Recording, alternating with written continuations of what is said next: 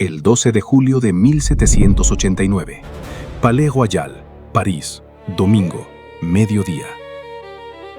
Un joven de 29 años sube a una mesa en el interior de una cafetería. No es general, no es aristócrata, no es sacerdote, es periodista. Se llama Camille Desmoulins. Saca una pistola al aire y empieza a hablar. La multitud que escucha aquella tarde en el Café de Foix no tiene uniforme, no tiene títulos, no tiene poder, pero tiene algo que durante casi 3 siglos todos los reyes de Europa habían intentado controlar: un lugar donde reunirse, una mesa, una taza. Desmoulins grita que Luis XVI ha destituido a Jacques Necker, el único ministro en quien el pueblo todavía confía. Entonces pide algo extraño: que todos lleven algo verde. La multitud arranca hojas de los árboles del Palais Royal y se las coloca en sombreros y chaquetas. París empieza la revolución disfrazándose de bosque. Lo irónico es que tuvieron que abandonar el verde casi inmediatamente. Descubrieron que era el color del conde de Artois, el hermano más reaccionario del rey. Así que lo cambiaron por azul y rojo, los colores de París, con el blanco de la monarquía en medio. La bandera francesa nació en el caos de una cafetería. 48 horas después, la Bastilla había caído. La Revolución Francesa no empezó en un palacio, no empezó en una iglesia, no empezó en un tribunal, empezó en una cafetería. Y lo verdaderamente extraordinario es que nadie se sorprendió, porque los gobiernos de Europa llevaban casi 300 años intentando evitar exactamente esto. Y esta es la parte más curiosa.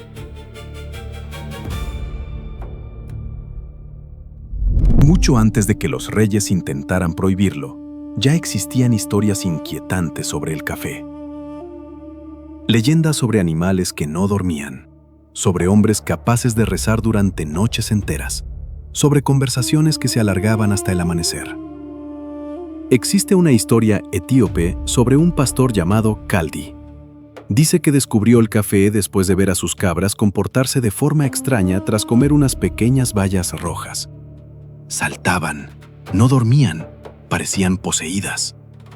Probablemente nunca ocurrió, pero la leyenda sobrevivió por una razón muy concreta.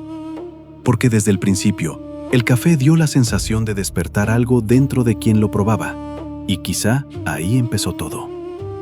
Porque el café no nació como una bebida social, nació como una herramienta espiritual. Las órdenes sufíes de Yemen lo utilizaban para permanecer despiertos durante los dhikr nocturnos, rezos repetitivos, cantos y estados de contemplación que duraban hasta el amanecer. Lo bebían para acercarse a Dios, y esa quizás sea la ironía más grande de toda esta historia, que una bebida creada para la contemplación terminara aterrorizando imperios enteros. Para entender por qué lo que ocurrió en París era inevitable, hay que viajar casi 3 siglos atrás. La Meca, año 1511. El café llevaba poco tiempo extendiéndose desde Yemen, y en las calles de la Ciudad Santa empezaron a aparecer los cafés Khané, las primeras casas de café de la historia. Espacios completamente nuevos, hombres de cualquier condición sentados juntos, sin jerarquías visibles, sin protocolo, hablando de política, de religión, del gobernador, del sultán. Y el gobernador de la Meca, Qair Beg, observó lo que ocurría en aquellas salas y llegó a una conclusión. El café era peligroso, así que hizo lo que hace el poder cuando no entiende algo. Lo prohibió, cerró las cafeterías, multó a los consumidores, se presentó como defensor del orden público. Pero lo que ocurrió después fue mucho más extraño. El sultán de El Cairo, su superior directo, revisó la situación y llegó a la conclusión opuesta. El café no era peligroso. Qair Beg sí. Le investigaron. Encontraron corrupción, malversación, abuso de poder. Y el primer hombre que intentó prohibir el café no perdió su cargo, perdió la cabeza. El primer gobierno que intentó silenciar el café fue silenciado por él, en 1511. Y aún así, nadie aprendió la lección. Año 1600. El café llega a Venecia en los barcos de los comerciantes levantinos. y con él llega el miedo. Los asesores de Clemente VIII, el mismo papa que firmaba bulas y movía ejércitos, le presentaron un informe. El café, decían, era la bebida que Mahoma había dado a los musulmanes como sustituto del vino cristiano. Era, en sus palabras, la amarga invención de Satanás. Le pedían que la prohibiera, que la declarara herética. Lo que ocurrió a continuación nadie lo documentó con precisión. Hay una frase que se atribuye al Papa, pero que ningún archivero ha encontrado en el original. Dice así: esta bebida del diablo es tan deliciosa que sería una lástima dejarla solo a los infieles. Vamos a engañar al diablo bautizándola. Puede que la dijera, puede que alguien la inventara después, pero lo que sí sabemos es lo que ocurrió. Clemente VIII bendijo el café, y con esa bendición las compuertas de Europa se abrieron. El poder religioso no destruyó el café, lo adoptó, lo convirtió en suyo, y sin saberlo, bendijo la bebida que iba a hacer temblar a Europa en la siguiente revolución. Pero antes de continuar, hay que entender algo importante. ¿Qué tenía el café que aterrorizaba tanto al poder? Para responder esa pregunta, hay que cruzar el Mediterráneo y llegar a Londres en 1650. Europa llevaba siglos pensando borracha. Y no es una metáfora. El agua solía estar contaminada. Así que durante siglos, gran parte de Europa desayunaba cerveza ligera o vino aguado. La llegada del café introdujo algo completamente nuevo. Millones de personas despiertas al mismo tiempo. El alcohol hacía olvidar. El café hacía pensar. El primer coffee house de Inglaterra abrió en Oxford. Y ocurrió algo que ninguna taberna, ninguna iglesia y ningún mercado había conseguido jamás. Un tendero podía sentarse junto a un duque, un aprendiz discutir filosofía con un abogado, un marinero escuchar astronomía junto a un científico. La entrada costaba un penique. Ese penique incluía la taza, la silla y el derecho a permanecer allí durante horas escuchando conversaciones ajenas. Los londinenses le pusieron un nombre: la Penny University, la Universidad del Penique. Por primera vez en la historia europea, el conocimiento no estaba encerrado tras los muros de universidades, monasterios o palacios. Estaba en la mesa de al lado. En algunos coffee houses, la gente apostaba dinero sobre experimentos científicos. Antes de existir Internet, podcasts o universidades públicas, había cafeterías donde desconocidos discutían física. Isaac Newton debatió ideas sobre gravedad en el Grecian Coffee House. Voltaire bebía cantidades absurdas de café mientras escribía. Y en París, el Le Procop se convirtió en el cuartel general intelectual de la Ilustración. Gran parte de la Enciclopédie de Diderot y d'Alembert, el intento más ambicioso de ordenar todo el conocimiento humano, se discutió entre vapores de cafeína. John Locke construyó muchas de sus ideas sobre libertad individual entre conversaciones improvisadas. Y en 1688, en un coffee house de Tower Street, propiedad de un hombre llamado Edward Lloyd, varios comerciantes marítimos empezaron a reunirse para compartir el riesgo de perder barcos en alta mar. Aquel acuerdo informal terminaría convirtiéndose en Lloyd's of London, el mercado de seguros más importante del mundo, nacido de una conversación con una taza de café.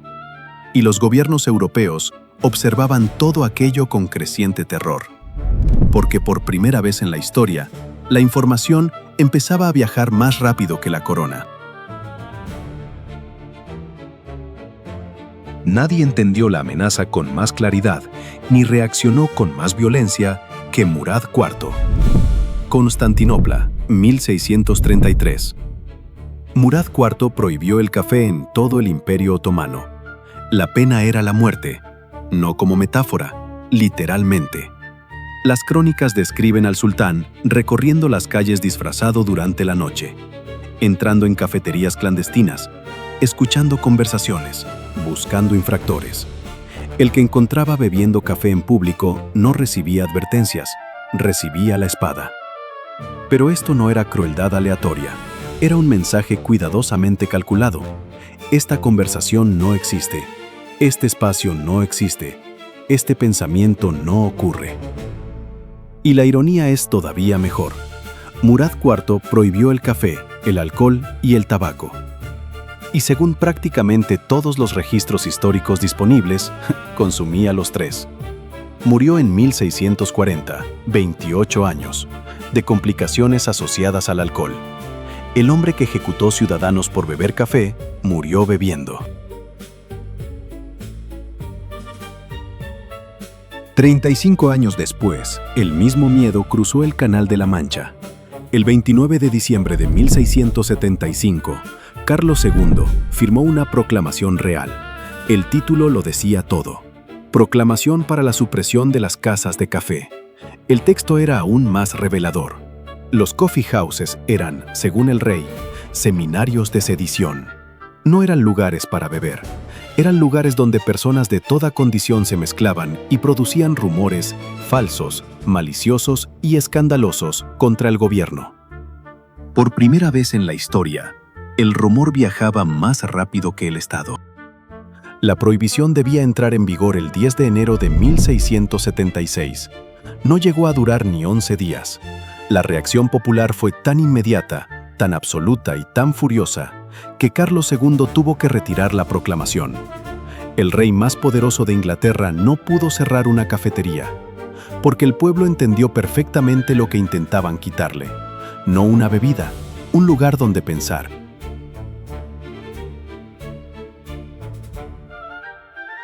Un siglo después, Federico II de Prusia decidió probar otra estrategia. Si no podía prohibir el café directamente, haría que fuera demasiado caro. En 1777 publicó un manifiesto defendiendo la cerveza como bebida nacional prusiana, más nutritiva, más patriótica, más masculina. El café, en cambio, afeminaba a los soldados. Pero el verdadero problema era económico. Prusia no producía café, dependía del extranjero. Y todo imperio teme depender de algo que no controla. Así que Federico creó algo que hoy parece una broma absurda: los Café Richer, el ejército de olfateadores. Funcionarios dedicados exclusivamente a recorrer Berlín oliendo el aire en busca de café ilegal. Los ciudadanos respondieron exactamente igual que responden siempre las personas cuando les intentan prohibir una necesidad. Empezaron a tostar achicoria. Mismo aroma, menos problemas, porque las necesidades no desaparecen cuando se prohíben, se vuelven clandestinas.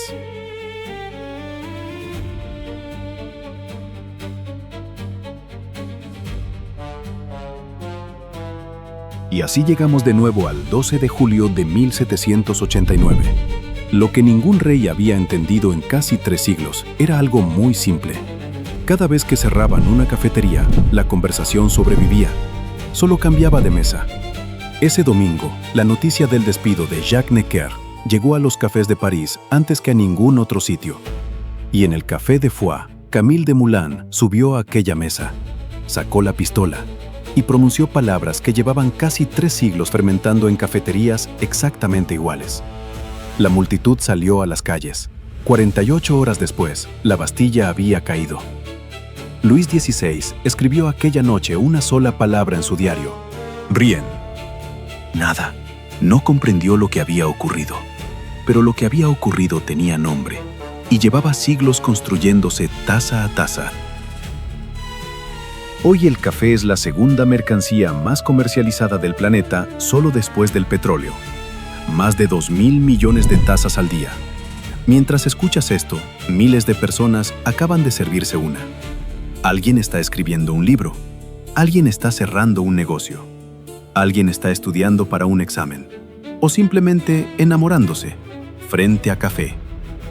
El café está en muchas de las escenas de nuestra vida. Y quizá eso sea lo más extraordinario de toda esta historia, que una bebida nacida en monasterios sufíes terminó convirtiéndose en el combustible cotidiano del mundo moderno.